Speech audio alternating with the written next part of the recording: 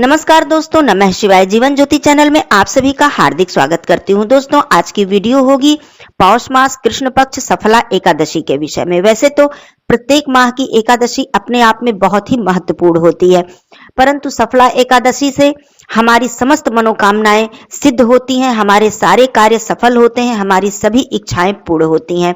दोस्तों, एकादशी तिथि अपने आप में बहुत ही पवित्र और बहुत ही महत्वपूर्ण तिथि है।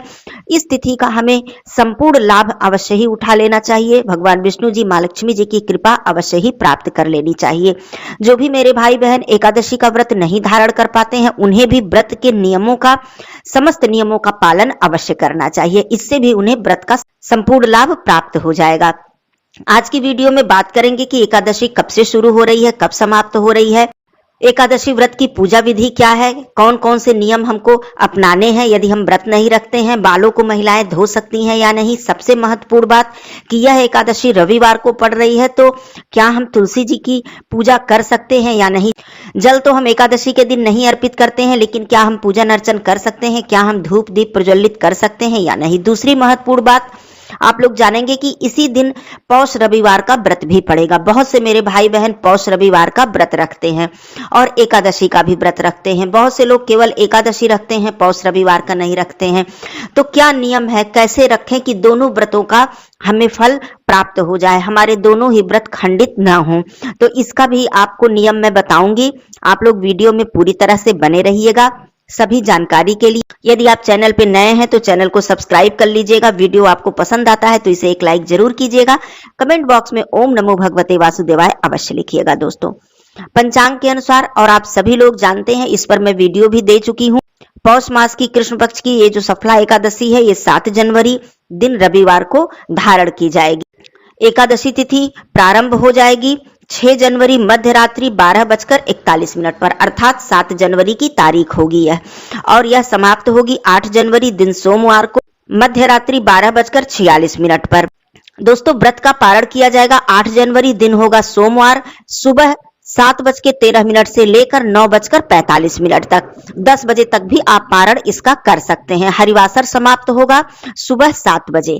तो 7 बजे जब हरिवासर समाप्त हो जाएगा, उसके बाद ही पारण करने का नियम होता है, क्योंकि शुभ मुहूर्त में सही समय पर जब हम एकादशी का पारण करते हैं, तभी हमें एकादशी व्रत का संपूर्ण लाभ प्राप्त हो पाता है। अब आइए मैं सबसे पहले बात कर लेती हूँ कि महिलाएं इस दिन, माताएं बहनें बालों को धुलें या नहीं धुलें। देखिए, एकादशी पर बालों को धुलना वर्जित होता है।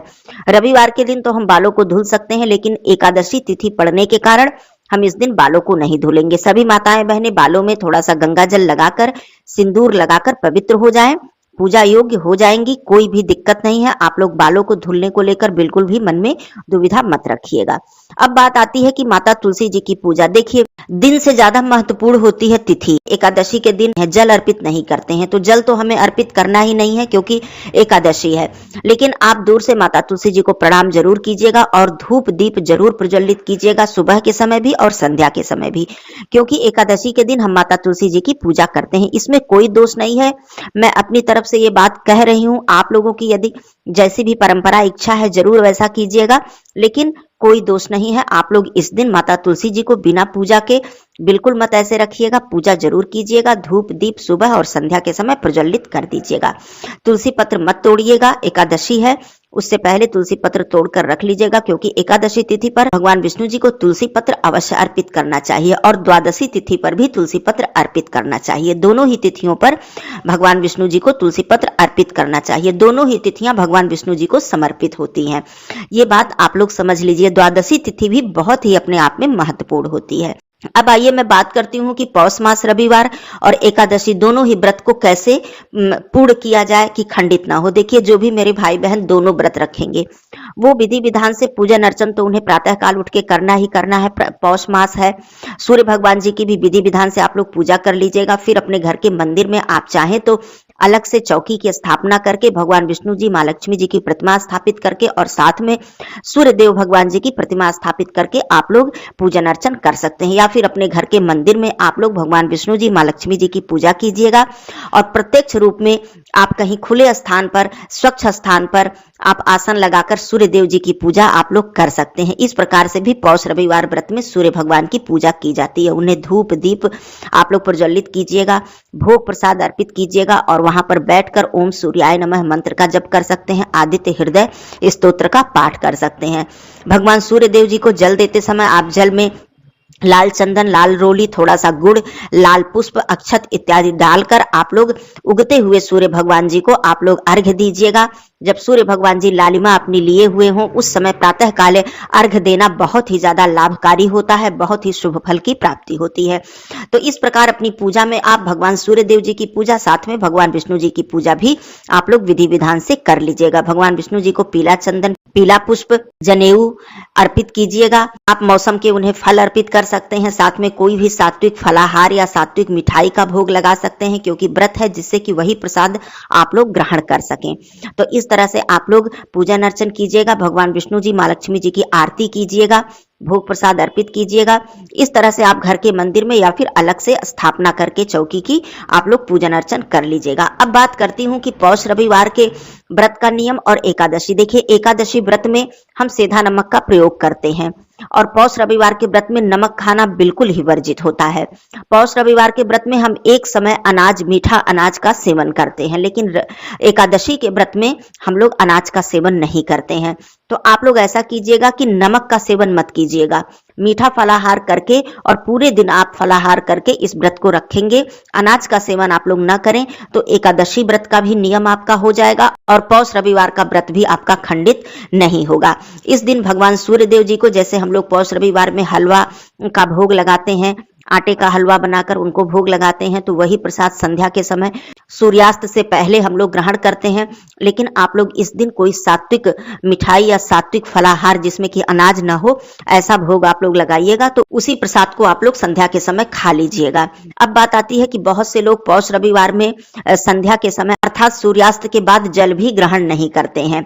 तो यदि ऐसा नियम आपका है तो आप लोग सूर्यास्त होने से पहले ही फलाहार, जलपान जो भी आपको करना है आप लोग कर लीजिएगा और उसके बाद जल ग्रहण न कीजिएगा। और बहुत से लोग केवल ये जो अनाज का सेवन हम लोग करते हैं, मीठा भोजन करते हैं, इसे सूर्यास्त से पहले कर लेते हैं और जल इत्यादि उसके बाद भी ग्रहण करते हैं। तो ये आप लोग अपने घर का जो आपका नियम है, जैसे आप लोग व्रत रखते हैं, ये देख लीजिएगा। नहीं तो आप लोग सूर्यास्त से पहले ही फलाहार जलपान कर लीजिएगा। ये बात हो गई बिल्कुल क्लियर कि आप लोगों का रविवार का व्रत और एकादशी दोनों ही व्रत आपका खंडित नहीं होगा। और जो लोग केवल एक व्रत रखेंगे उनके लिए अलग अलग नियम है, वो लोग उसी हिसाब से एकादशी या फिर पौष रविवार रखेंगे।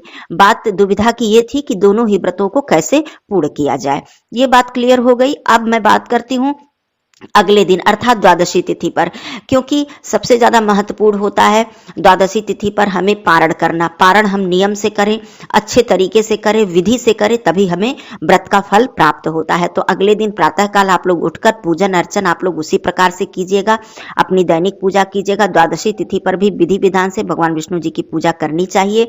करने के बाद आप सबसे पहले दान निकालिएगा, जो कि एकादशी तिथि पर हर वीडियो में मैं बताती हूँ, आप सभी लोग जानते भी हैं। दान अपने सामर्थ्य के अनुसार आप लोग दान करके, दक्षिणा देकर, गौ माता है तो गौ माता को भोजन, कुछ मीठा भोजन देकर, उसके बाद आप लोग सात्विक भोजन करके और सबसे पहले आप लोग तुलसी पत्र ग्रहण करके, तुलसी पत्र को चबाना नहीं होता है दांतों से, ऐसे ही पानी से निगला जाता है, उसे निगल लीजिएगा। तुलसी पत्र ग्रहण करके आप लोग व्रत का पारण कीजिएगा। समय मैंने बता दिया है, उसी समय के बीच में आप लोग पारण कर लीजिएगा। उसके बाद जब आप भोजन करते हैं तो सात्विक भोजन ग्रहण करेंगे। लहसुन, प्याज, मसूर की दाल, गोभी, साग, बैगन इत्यादि का प्रयोग आप लोग भोजन में नहीं करेंगे। इस तरह से आप लोग एकादशी और रविवार दोनों ही व्रत को आप लोग संपूर्ण कीजिएगा। एकादशी पर पीपल पूजा करने का विधान है, लेकिन रविवार पड़ने के कारण आपको पीपल पूजा इस दिन नहीं करनी है, क्योंकि पीपल पूजा हम लोग रविवार के दिन नहीं करते हैं। रविवार के दिन पीपल में दरिद्रा का वास होता है, तो आप लोग पीपल पूजा नहीं करेंगे, तुलसी जी को धूप दीप प्रज्वलित कर देंगे। तो पौष रविवार और ये एकादशी दोनों ही व्रतों का आपको लाभ प्राप्त हो जाएगा। दोस्तों, एकादशी तिथि पर कुछ ध्यान रखने की बातें होती हैं कि एकादशी तिथि पर हमें दूसरे के घर का अन्न जल ग्रहण नहीं करना चाहिए। जैसे कि हम किसी के घर जाते हैं तो वहां पर हमें कुछ भी वो लोग चाय पानी जलपान जो भी देते हैं, यदि आप व्रत हैं तब भी, नहीं व्रत हैं तब भी, एकादशी के दिन हमें दूसरे के घर का अन्न या फलाहार या जलपान ग्रहण नहीं करना चाहिए। तो इस बात का भी आप लोग ध्यान दीजिएगा। एकादशी तिथि पर आपके घर में, आपके द्वार पर कोई भी ऐसा आता है तो उसे आप लोग खाली हाथ वापस न जाने दें। यदि आप उस योग्य हैं कि आप उनकी मदद कर सकते हैं तो जरूर कीजिएगा।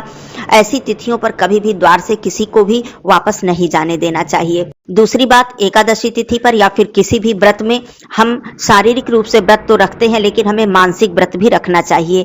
जैसे कि हमें इस दिन क्रोध, ईर्ष्या, जलन, किसी को अपशब्द या किसी का दिल दुखाना, ऐसे कर्म बिल्कुल भी नहीं करने चाहिए, क्योंकि ऐसा करने से हमारा व्रत खंडित हो जाता है। अधिकतर हम लोग इस बात का ध्यान नहीं दे पाते हैं। तो शारीरिक व्रत के साथ साथ अधिक से अधिक मौन रखना चाहिए। अधिक से अधिक आप लोगों को भगवान के मंत्रों का, भगवान के नाम का जप करना चाहिए। इसी में अपना समय व्यतीत करना चाहिए। एकादशी पर हमें रात्रि जागरण करना चाहिए।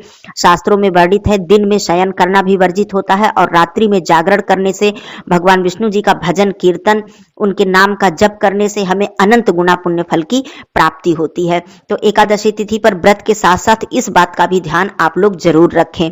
पूजा पाठ तभी सफल होता है जब हम अपने मन से सात्विक रहें। केवल हमें शरीर से सफाई करना नहीं है, अपने मन की भी सफाई करना है, जिसमें कि हमें क्रोध, चुगली, अहंकार, किसी से ईर्ष्या, किसी का दिल दुखाना, यदि हम ऐसा कार्य करते हैं तो हम कितना भी घंटों बैठकर पूजा करें और कितना भी हम व्रत रख लें, हमारा व्रत संपूर्ण नहीं माना जाता है, हमें व्रत का फल प्राप्त नहीं होता है। तो दोस्तों, व्रत में सारे नियमों के साथ साथ इन नियमों का भी ध्यान आप लोग अवश्य रखिएगा। कोई भी ऐसी श्रेष्ठ, कोई भी ऐसी उत्तम तिथि जब भी पड़े तो आप लोग अधिक से अधिक दान करें, अधिक से अधिक नाम जप करें, अधिक से अधिक भगवान के चरणों में ध्यान लगाएं। आवश्यक नहीं है कि केवल व्रत रखते हैं तभी ये कार्य करें। जो भी मेरे भाई बहन व्रत एकादशी का नहीं रख पाते हैं, उन्हें इस दिन लहसुन, प्याज, चावल इत्यादि का सेवन बिल्कुल नहीं करना चाहिए। तामसिक भोजन से दूर रहना चाहिए। सात्विक भोजन करके और इसी विधि विधान से भगवान विष्णु जी की पूजा अर्चना करके आप लोगों को एकादशी तिथि का पूरा लाभ उठाना चाहिए। तो ये बात पूरी आप लोगों को क्लियर हो गई होगी। फिर भी दोनों व्रत के विषय में कोई भी प्रश्न आप लोगों के मन में है तो जरूर पूछ लीजिएगा। मैं पूरा प्रयास करूंगी आप लोगों के प्रश्नों का उत्तर देने का। फिर मिलती हूं अगले वीडियो में। तब तक के लिए धन्यवाद। नमः शिवाय। हर हर महादेव।